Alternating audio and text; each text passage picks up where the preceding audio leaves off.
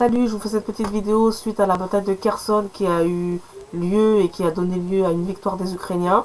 Avant tout, je vous dis de vous abonner, mettre les notifications, les petits pouces et les commentaires afin de me permettre de vivre de ma chaîne.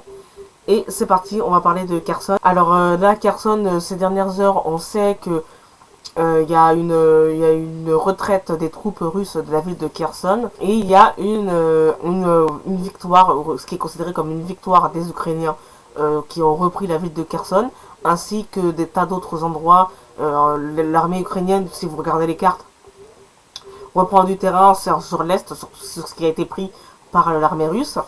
Et en plus, il faut savoir que Kherson, c'est un symbole parce que Kherson, c'est une ville qui est considérée comme russe depuis des millénaires et des millénaires, qui est russophone, qui a une histoire russe, etc. Donc c'est un symbole fort, le fait que l'armée ukrainienne ait réussi à reprendre Kherson et que la Russie ait dû annoncer le retrait des troupes russes de la ville de Kherson.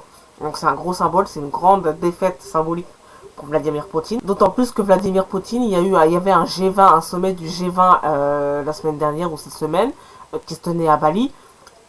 Et Vladimir Poutine, normalement, aurait dû se présenter là-bas pour négocier des choses avec les chefs d'État qui s'y rendent, avoir peut-être des alliés, des personnes dans son camp pour défendre sa cause. Et il s'est rendu compte, suite à certaines défaites avant le sommet déjà, depuis un certain temps, que même ses alliés commençaient à douter de lui et à se désintéresser et à se désolidariser de lui, notamment l'Inde et la Chine. Et donc, il s'est vu contraint, en tout cas vu de son point de vue, de ne pas aller au G20 parce qu'il n'avait pas assez d'alliés qui pourraient être de son côté à cette réunion pour parler en son nom et le défendre.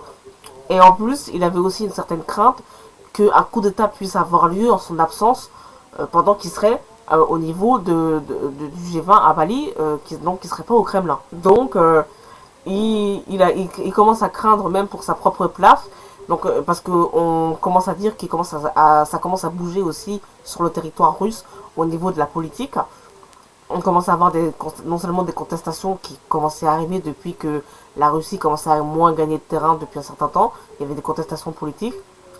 Mais on voit peut-être même des actions commencer à poindre, voire des tentatives de coup d'État, des choses qui se disent, des informations, des gens qui parlent, qui essaient de savoir qu'est-ce qu'on fait. Est-ce qu'on met Poutine dehors, peut-être est-ce qu'on le tue. Il y a commence à avoir des plans comme ça pour savoir qu'est-ce qu'on fait avec Vladimir Poutine depuis que comment dire, depuis que la victoire est beaucoup moins sûre côté russe, surtout qu'il y a des problèmes avec l'armée russe, il y a des problèmes avec les soldats russes qui sont pas motivés, il y a des problèmes entre soldats qui sont pas solidaires entre eux, visiblement il y a des crimes qui sont commis avec les soldats entre eux, les soldats russes entre eux. Apparemment les conditions de vie des soldats russes sont extrêmement mauvaises, exécrables. Apparemment les pensions ne seraient pas versées ou très mal versées. Les soldats qui étaient partis pour l'argent à la base ne reçoivent pas bien leur pension.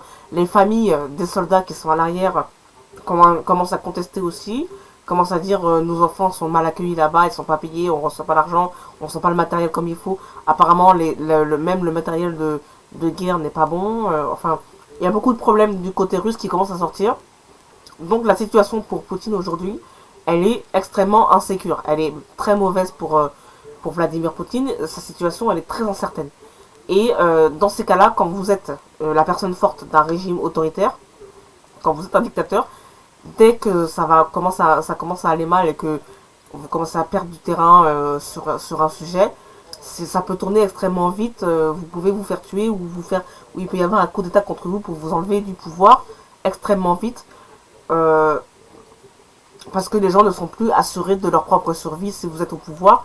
Donc vous pouvez vous faire dégager extrêmement vite, voire vous faire tuer. Donc c'est ce qui arrive avec Poutine en ce moment.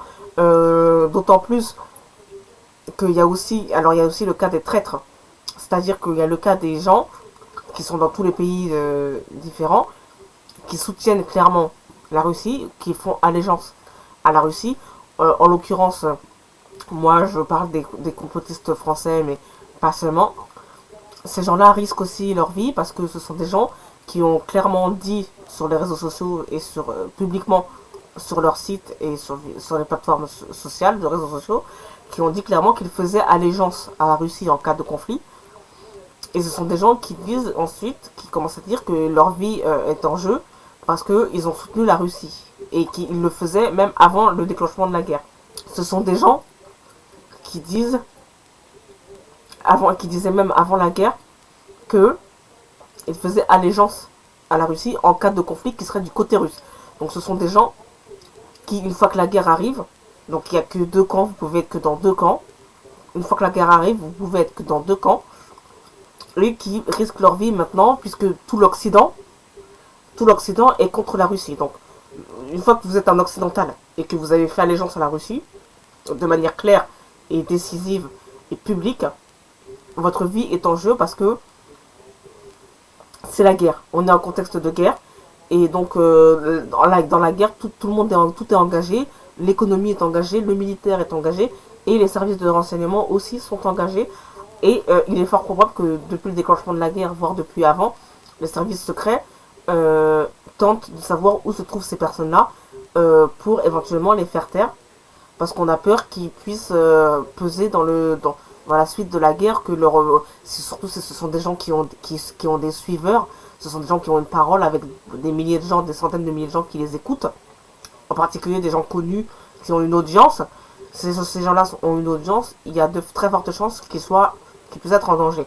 Ce sont des gens qui ont des sites où ils propagent leur avis, ou alors des gens qui écrivent des livres qui sont vendus. Voilà, ce sont des gens qui risquent leur vie. On a vu que Daria Dugina a été tuée. Et c'est pas pour rien. On sait pas par qui, c'est pas clair, mais c'est pas pour rien. Donc voilà, c'est une donnée maintenant qui va rentrer en ligne de compte parce que on est peut-être sur le début de la fin du conflit. Et ce sont des gens qui risquent d'être pourchassés puisque maintenant l'Occident est en position de force. Et peut-être que leur camp à ces gens-là a perdu. Donc ça peut se renverser très vite pour eux. Voilà, on va voir si c'est le début de la fin, si Poutine va être dégagé. Les gens commencent à se poser des questions sur place, les hommes politiques, même la population de toute façon commence à se poser des questions. Donc on va voir comment ça se passe, s'il va y avoir des complots contre lui, contre Poutine, pour le déstabiliser, pour le renvoyer du pouvoir ou pour le tuer, donc on va voir. Allez, salut, c'est la fin de cette vidéo et je vous dis à bientôt pour un prochain édito.